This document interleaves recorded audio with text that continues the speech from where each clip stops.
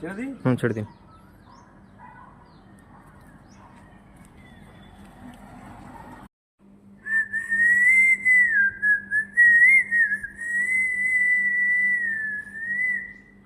Eagle না বাজ পাখি হতে, বাজ পাখি হবে।